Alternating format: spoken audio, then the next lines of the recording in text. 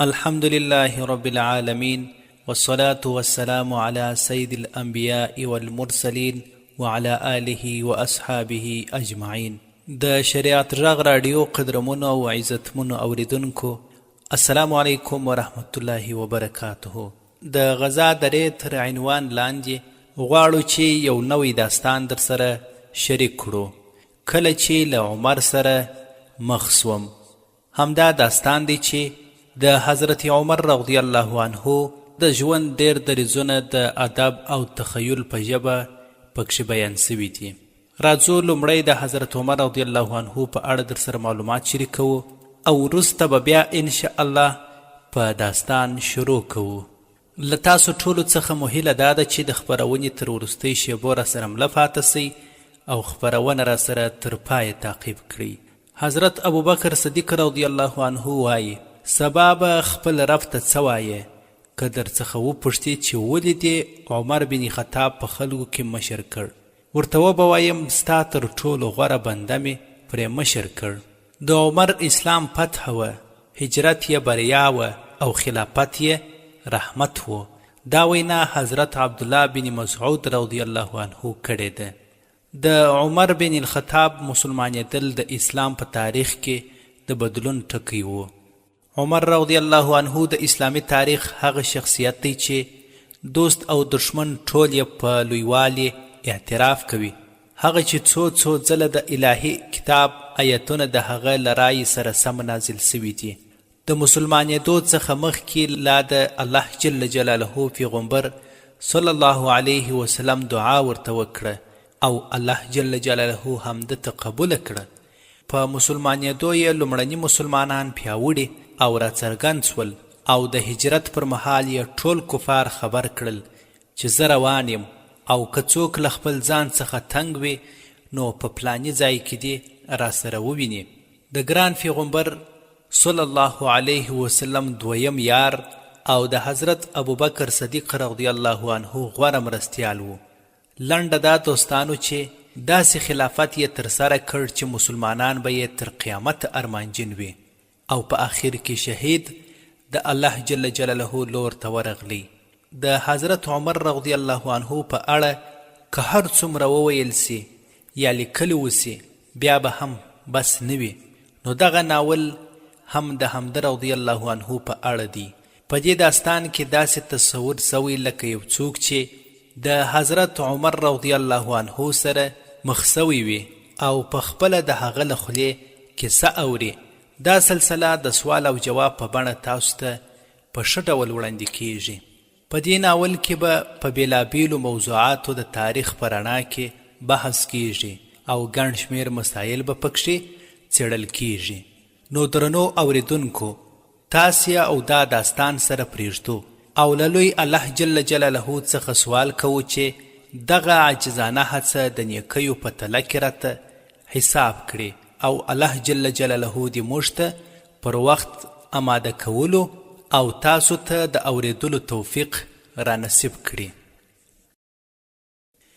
دا سړی له لیرې څخه راغلی، لوړ قد لکه د خرما د بوټې خپل چې وي، مضبوط لکه د غره له ډډې څخه چې رابیل سوی وي. په چپه لاس کې یې امسا وه، خاوره یې د ایښودلو پر مهال داسې ښکارېده لکه هغه چې پرې تکیې ته اړتیا نه وي بلکې د دې لپاره یې ږدي چې ځمکه په خپل مدار کې ثابته پاته کړي. ګڼه ژیره تکه سپینه لکه د احرام جامې، زړو جامو یې ښودله چې د بانډو له بېوزلو څخه دی، خو د څراغ په څېر پړکېدونکی مخ او د جګړې د ډګر په څېر هیبتي سترګو یې ښودله چې دې سړي غوندې خلک ډېر نسته او نه دی داسې څوک دی چې موږ یې هره ورځ ووینو.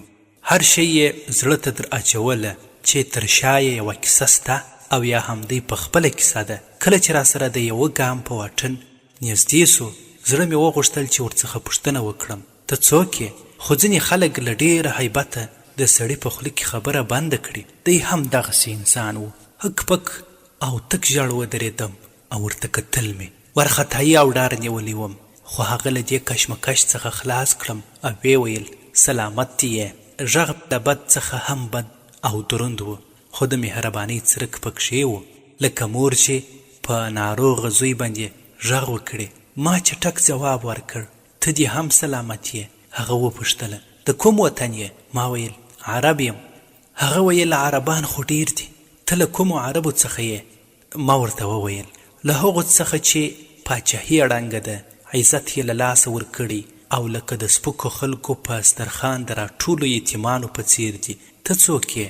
هغه ویل عمر بن خطاب. ما ورته ویل عمر یې؟ د روم او فارس ماتونکی او د امپراتوریو نړونکی؟ ده ویل د رسول الله صلی الله علیه وسلم ملګری عمر یم، هیڅ نسب راته له دې څخه ډیر نه دی ګران. ما ورته ویل ښه دا عمر دی نو؟ هغه سړی چې تر شا یې کیسه نه بلکې په خپله کیسه ده، هغه سړی چې تاریخ کې د دې لپاره لټول کیږي چې د خپله جوړ کړی دی. زه د عمر په وړاندې وم، تاریخ کې مې له ده پرته هیڅ نه غوښتل. غواړم خپله د کیسې له خولې کیسه واورم او خپله د معجزې له خولې له معجزې څخه خبر سم. ورونو، عمر بن خطاب رضی الله عنه د هغه څه ژوندی دلیل دی چې اسلام یې په خلکو کوي، چې د ورځې سرکشان یې د شپو په زاهدانو بدل کړل، چې د څارویو له څرونکو یې د تمدنونو جوړونکي او د امپراتوریو نړونکي جوړ کړل.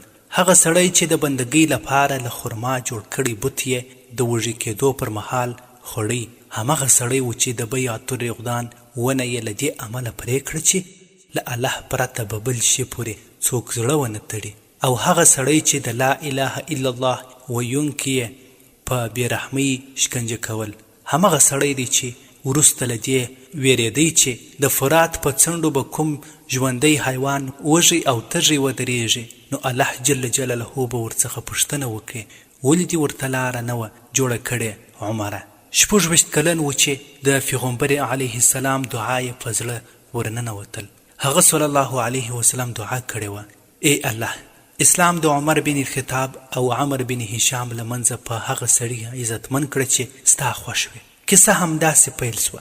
یوې دعا عمر د کفر له تیارو د اسلام رڼا ته راوبلي، د رذلتونو له ډنډ څخه یې د فضیلتونو لوړو ته وخېژاوي او له دارالندوې څخه یې دارالارقم ته سده کړي.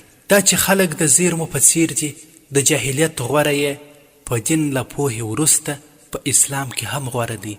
د جاهلیت عمر په غوره توګه دې ته چمتو و چې عمر فاروق ورڅخه جوړ سي. یوازې د جوړښت له سره کول یې پاته وه، خو د اسلام غوندې بل هیڅ شی د خلکو جوړښتونه بدلولی او له سره جوړولی نسی. اسلام طبیعتونه له منځه نه وړي، خو تراشي یې، خویونه نړوي نه، خو پاک او ستره کوي. اسلام و چې عمر یې پاک او نوراني کړ، تر دې چې داسې سړی یې ورڅخه جوړ کړ چې په ټول تاریخ کې یوازې یو ځل راغلی. اسلام د عمر کفر وواژه، خو د هغه شخصیت یې ونه وژي، بلکې په نوي عقل یې مخه ورته ورکړه چې پر مخه ولاړ سي. هغه سړی چې د باطل په پیروي کې تنګلاری و، همغسې پیاوړی پاته سو، خو د حق پیروي یې وکړه. هغه سړی چې کفر یې په ډاګه او بې ډاره و، ایمان یې هم په ډاګه او له هر چا بې ویرې و. دا چې موږ وایو اسلام طبیعتونه تراشي او خویونه پاکوي او خلک د زیرمو په څیر دي، نو موږ دا منو چې د خلیفه عمر قاطعیت همغه د جاهلیت د عمر قاطعیت و، که څه هم موخې او لاملونه جلا وه. خو د هغې نرمۍ تفسیر څنګه وکړو چې د عمر قاطعیت یې ښایسته کړی و؟ دغه نرمي په جاهلیت کې چیرې وه؟ آیا همدا عمر نه و چې د بني عادي مسلمان سوي کسان یو هم ورڅخه خلاص نه وه، اگر که ډېر ورته نږدې هم وه؟ که دا نرمي هغه مهال را څرګنده نه سوه، نو د هغه په طبیعت پورې څنګه تړلې وبولو؟ دا پوښتنه د کولو ده، خو سمه نه ده، ځکه داسې موږ فرض کوو چې قاطعیت له نرمۍ سره ټکر لري، خو خبره بالکل سرچپه ده او دواړه خویونه په خپل منځ کې هیڅ ټکر او ضدیت نه لري. قاطعیت یعنی غوڅ دریځ نه دی. عمر پرېکنده سړی و، خو سخت سړی نه و. خو دا ده چې په ډېری مواردو کې د هغه قاطعیت د سختۍ جامه اغوستې او په خلکو کې خلط راوستلی دی. په هر حال چې عمر دلته دی، نو موږ یې په اړه نه غږیږو. ولې؟ هغه په خپله د ځان په اړه نه راته غږیږي. موږ خو لا له پیله څخه نیت کړی و چې د هغه له خولې څخه به د هغه په اړه اورو، د نورو له خولې څخه نه. مخ مې ور واړاوه او ورڅخه ومې پوښتل: امیر المؤمنینه، ستا او د لیلا بنت حنتمه د لیدلې په اړه مې اورېدلي دي، دا څه کیسه وه؟ هغه راته وویل: زویه، دا کیسه مکه کې تېره سوې. هغه مهال زه مسلمان سوی نه وم. ام عبدالله بنت حنتمه مسلمانه سوې وه. موږ سره خپل و او ام عبدالله د هجرت نیت کړی و. زه ورغلم، هغې د خپل سفر تیاری کړی و. ما ورته وویل: د عبدالله مورې، لکه چې روانه یې؟ هغې ویل: هو، روانه یم. په الله قسم موږ به د الله په ځمکه کې وځو. تاسو ډېر وځورولو، څو تر څو الله د خلاصۍ کومه لاره راکړي. ما ورته وویل: الله مو مل څه؟ هغې راته وویل: امیر المؤمنینه، خبر یې ام عبدالله عامر بن ربیعه ته د دې کیسې کولو په مهال څه وویل؟ هغه ویل: څه یې وویل؟ ما ویل ورته ویې ویل: عمر کې مې نن داسې نرمي ولیدله چې هېڅکله مې نه وه پکښې لیدلې. د تېر وخت دا مرحله مې چې ور په زړه کړه، د عمر سترګې له اوښکو څخه ډکې سوې. که بیا ژوندی سوی وای نو هېڅکله به دې مرحلې ته نه وی ورګرځېدلی. خو ما یې د سوچ لړۍ ور وشکوله او ومې ویل: پوهېږې عامر بن ربیعه بیرته د عبدالله مور ته څه ځواب ورکړ؟ هغه ویل: څه یې وویل؟ ما ویل: ویې ویله ته لکه چې د عمر د مسلمانېدو په تمه یې. هغې ویل: هو. نو عامر ورته وویل چې د خطاب خر تر څو نه وي مسلمان سوی، عمر به تر هغه مسلمان نسی. ما ورڅخه ژر وپوښتل: نو ته چې دومره سخت زړی وې، دا نرمي در کې د کومه وخته راغله؟ هغه ویل: زویه، دروند سړی په دوستي او دښمنۍ دواړو کې دروند وي. په هغه چا کې به څه خیر وي چې د شخړې په وخت ښکنځل کوي او چې په خپلو خپلوانو د چا زړه نه سوځي، هغه کې به څه خیر وي. وروسته مې بیا ورڅخه وپوښتله: دا دومره دښمني ولې؟ هغه ویل: دښمني مې له فکرۍ سره وه، له خلکو سره نه وه. زه د ابو سفیان غوندې نه وم چې د محمد صلی الله علیه وسلم د دعوت له امله په خپل مال او مشرۍ ویرېدمه. د خپل ماما ابو جهل غوندې هم نه وم چې له بني عبد مناف سره یې توده سیالي وه او ویل یې موږ او بنو عبد مناف په عزت کې سیالي کوله. دوی هم خلکو ته خوراک ورکاوه، موږ هم. دوی هم خلکو سره مرسته کوله، موږ هم. دوی هم ورکړه کوله او موږ هم، تر دې چې موږ د سیالۍ د اسونو غوندې له یو بل سره سم روان وو.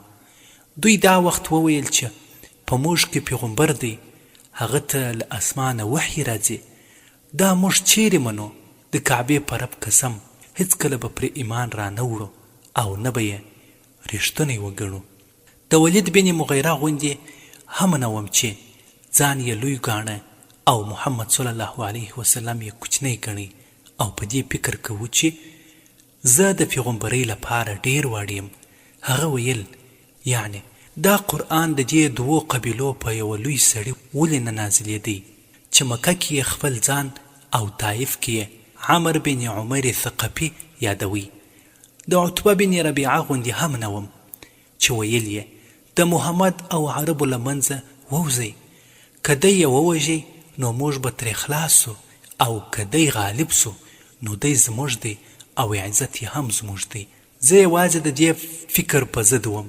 دغه فکر چې قریش یې سره وویشل، یووالی یې ورڅخه له منځه یووړی او تیت پرک یې کړل، تر دې چې پلار به په یوه ځمکه او زوی به په بله، یو ورور به په یوه ډله کې و او بل به په بله ډله کې و.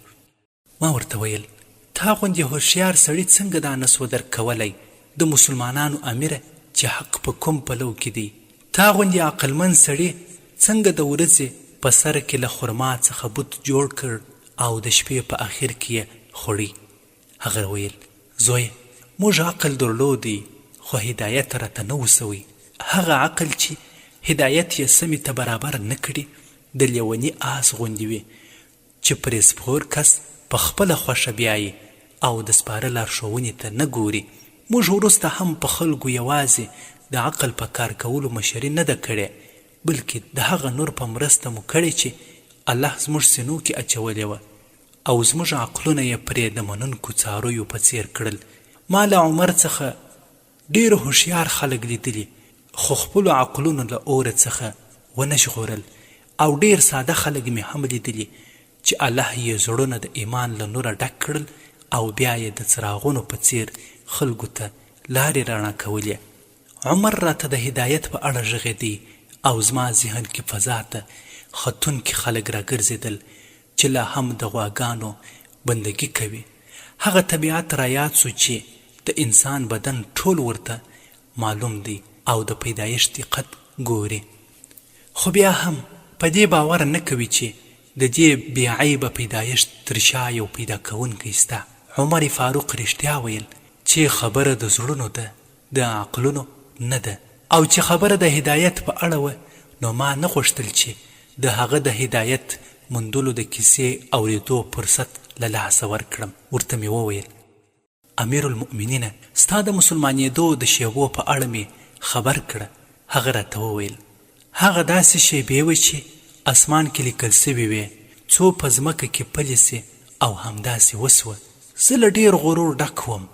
مسلمانانو نوره دا تمه نه لرله چې زما اسلام به وګوري، خو پیغمبر علیه السلام زما دوسیه له ځمکې اسمان ته ولېږله او دعا یې وکړه: ای الله، په عمر بن الخطاب او عمر بن هشام یعنی ابو جهل کې چې کوم ستا خوښ وي اسلام پرې پیاوړی کړه. الله دې کار ته زه خوښ کړم. د دې دعا په اړه مې اول ځل له مسلمانېدو یوه ورځ وړاندې له عبدالله بن مسعود څخه واورېدل. ابو جهل عبدالله بن مسعود وواهی او په ځمکه یې وغورځوئ. زما زړه پرې وسوځېدی او د راپورته کولو لپاره مې لاس ور وغځوئ. هغه راته وویل په الله قسم په هغو دوو سړیو کې غوره ته یې.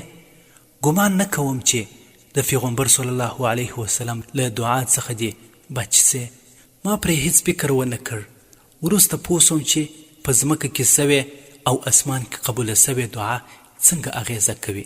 هغه شپه مې د محمد صلی الله علیه وسلم د بلنې او قریشو کې د راننه ایستلو شیانو په اړه په فکر کې تیره کړه. پرېکړه مې وکړه چې وژنم یې، بیا بني هاشم ته ورځم او ځان ورسپارم چې ومې وژني. د سړي بدل کې به سړی سي او نور به مکه بیرته خپل پخواني وخت ته ور وګرځي. سهار مې توره راواخیستله او د خپلې پرېکړې د پلي کولو او پر ځای کولو په پار را روان سوم. لاره کې د نعیم بن عبدالله العدوي په نوم د بني زهره قبیلې له یوه سړي سره مخ سوم. هغه مسلمان سوی و او د خپل قوم له ډاره یې مسلماني پټه کړې وه. هغه راڅخه وپوښتل عمره کوم خواته روان یې؟ ما ورته ویل د محمد صلی الله علیه وسلم په لور روان یم چې قریش یې سره بیل کړي او د دین بدي یې وایي، ورځم چې ویې وژنم. هغه ویل په الله قسم نفس دې خطا ایستلی دی.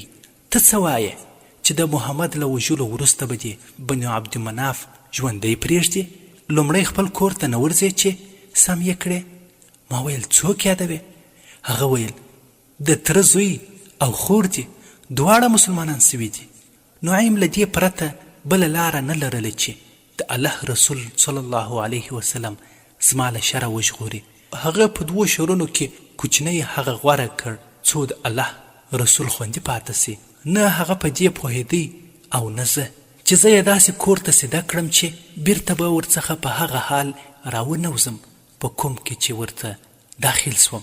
په غصه د خپلې خور فاطمې او د هغې د خاوند سعید کور ته روان سوم.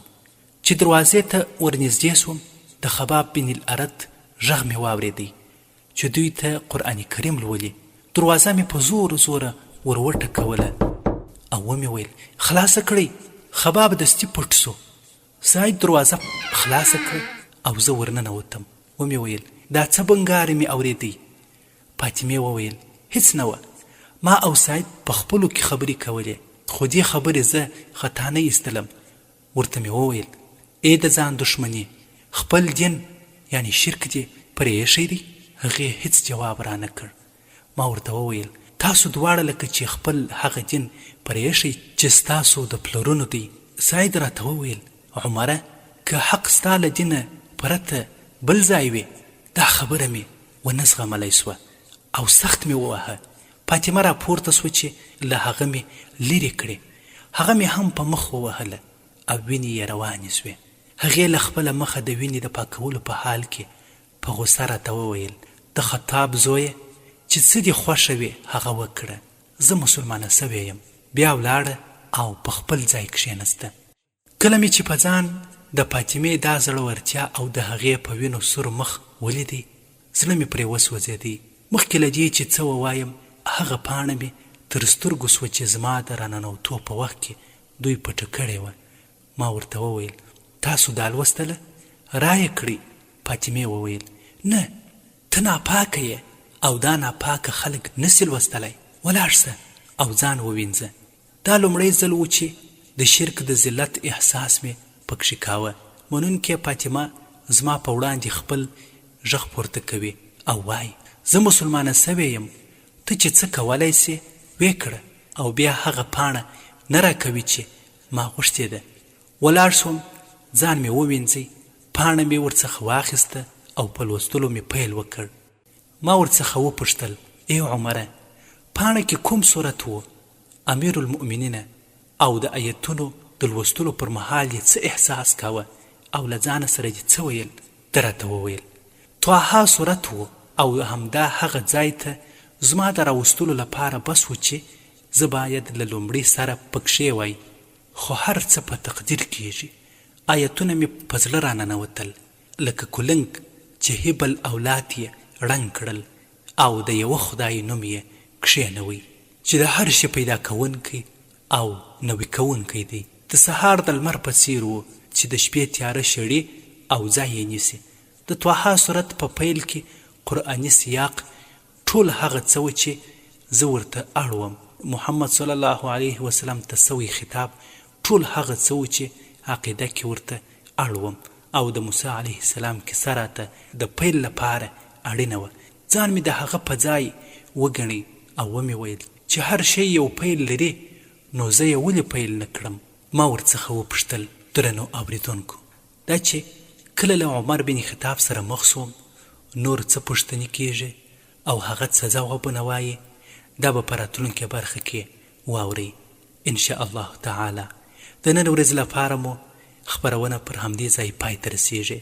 تر بیا او بلې خپرونې چې بیا به ستاسو خدمت ته راځو تر څخه اجازه واړو. السلام علیکم ورحمة الله